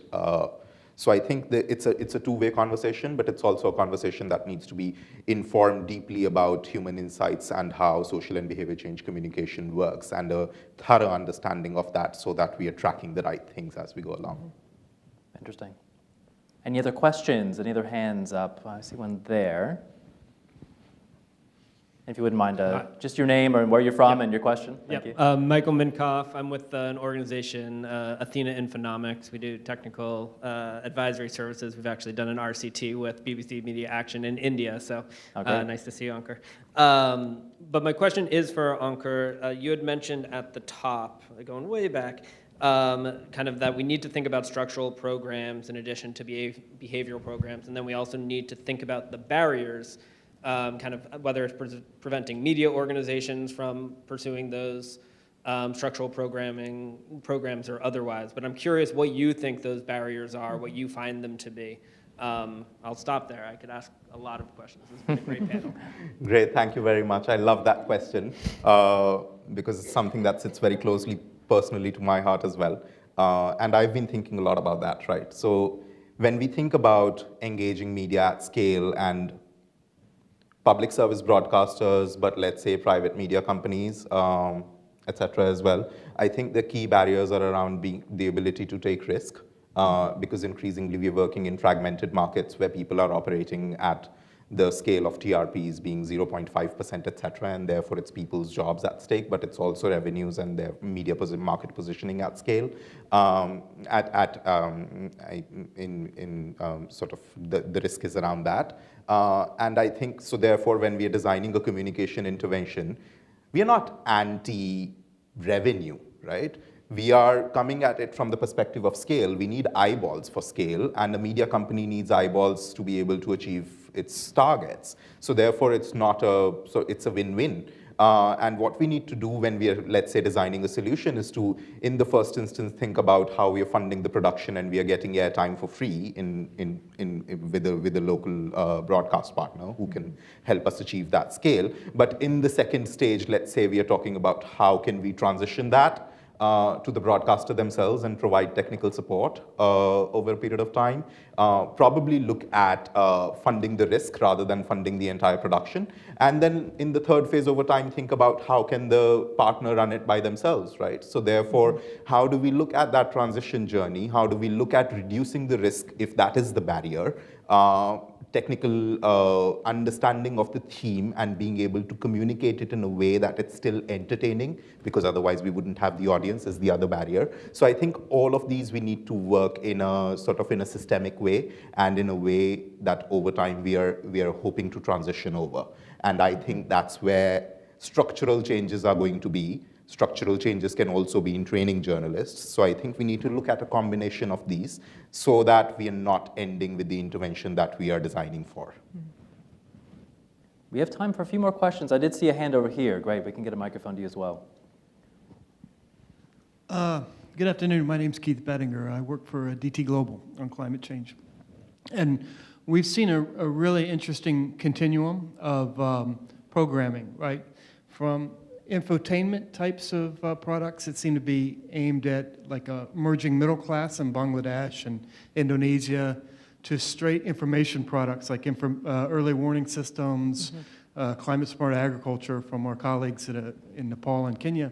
I'm wondering if there are any infotainment types of products that are aimed at like informal settlers or resource-dependent communities, if there's a kind of a sweet spot there that's aimed at behavior change for those communities, if you have examples of that. Thanks very much. Well, Ankur, I'm sure you'd love to chime in on that, but I also would love to see what Albert thinks, because it seems like something you might be able to touch on as well, given you're kind of in that role with the radio programming in terms of getting pure information out there. Have you thought about, or is there anything in the works in your work with BBC Media Action to develop that a bit further?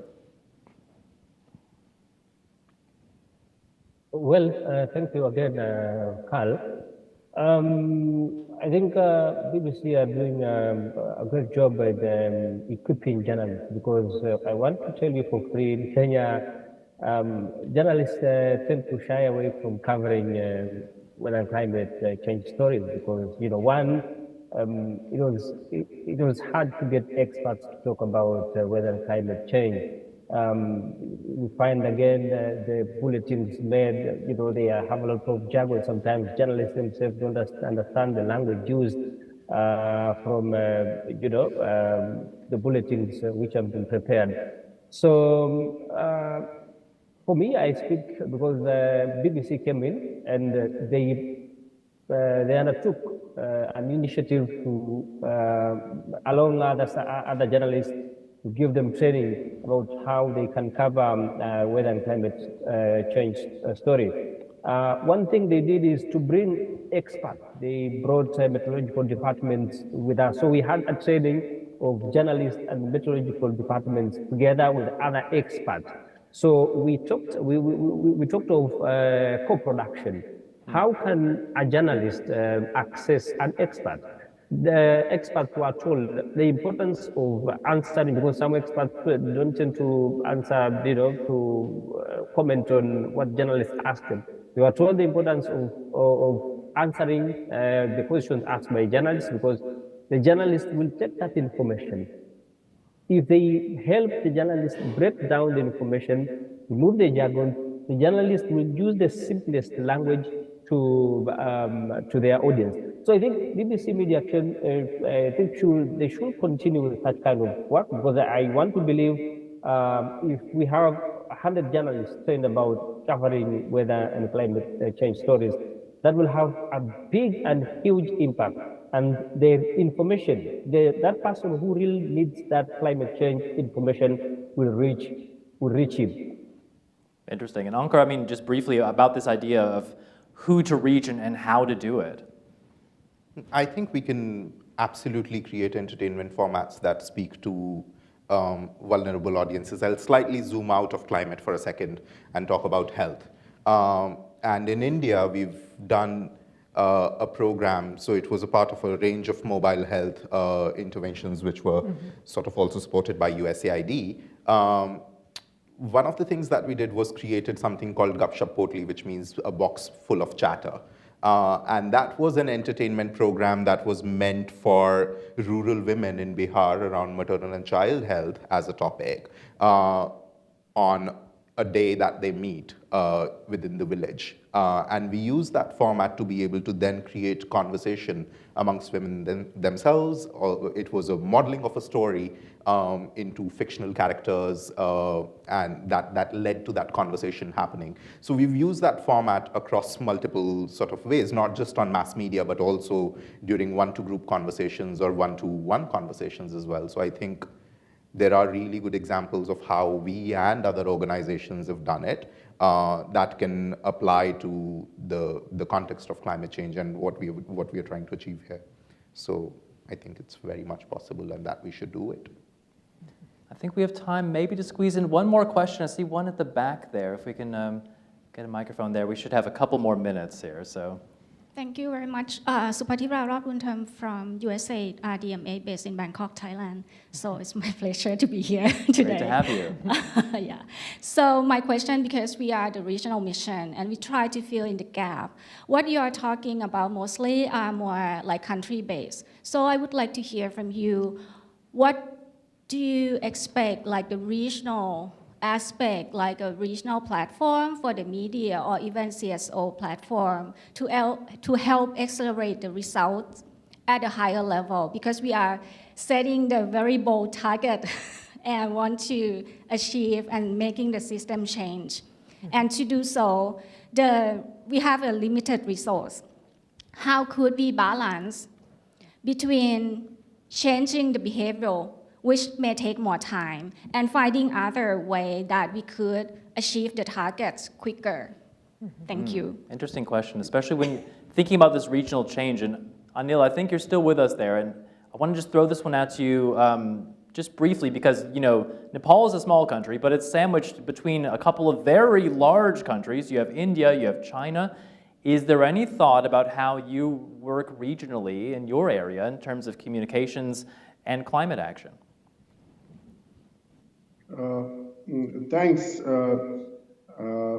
As you rightly said, again, our southern areas are a contiguous mass to the Gangetic Plains, where similar kind of languages are spoken. And so it's not done until so far on a structured way, but what we see is a massive potential of, again, using communications product produced in Bihar in India and using it here in Nepal, especially the floodplains.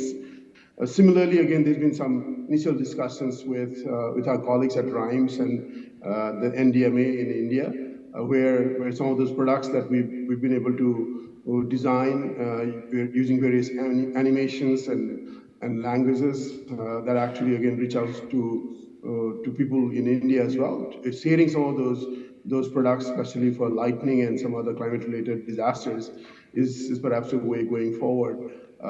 Because of the same language and the kind of culture that we all experience, the same kind of behavioral changes that we are trying to kind of look for in these settings.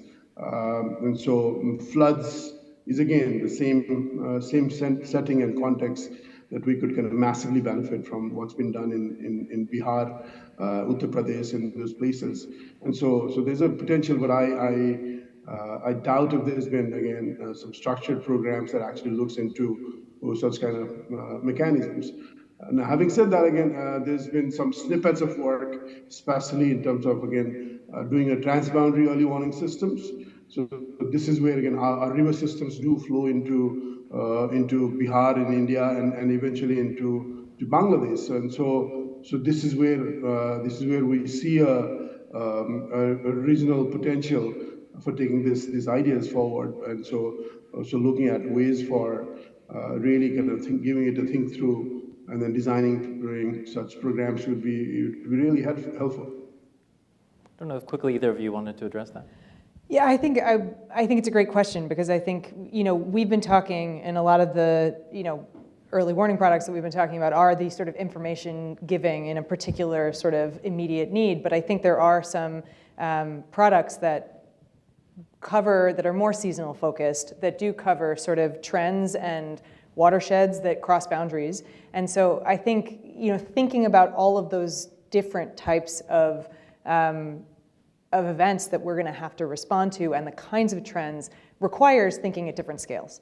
And so it absolutely seems like the kinds of things we're talking about here could rightly be applied from a regional perspective, and from a sort of longer time horizon kind of perspective as well. And I know there have been sort of efforts to do some sort of real thinking about seasonal forecasts and talking to a range of communities about the kinds of things that would be useful. And so I think there is a lot to draw on here as we think about the other kinds of products that are perhaps less country-specific and immediate. But it's a great question, because what we're doing here is trying to figure out the sort of array of kinds of programming and kinds of solutions that we need to provide.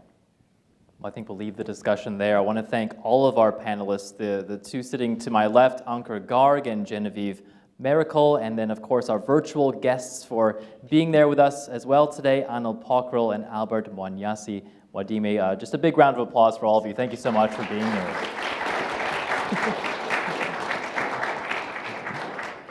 And we'd love to leave you today with a final reminder about that call to action we heard from Gillian Caldwell. If you're working on climate change, just consider how media and behavioral insights can support your work. Integrate those into your national adaptation plans, your disaster risk reduction strategies, and your efforts to support mitigation. And the final word today goes to somebody who I'm personally proud to call a colleague at the BBC, Sir David Attenborough. And you can see what his quote is there, is certainly very pertinent to our discussion today. So again, thank you so much for being here. Thank you to our virtual audience as well. And again, a big round of applause for you. Thanks again for being here.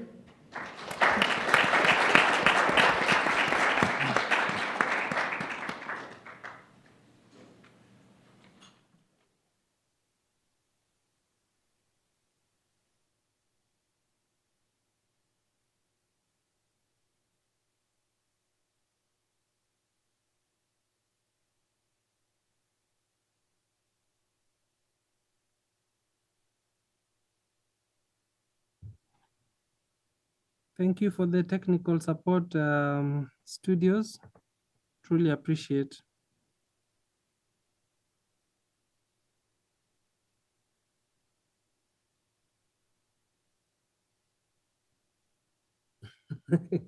We shall. Good night.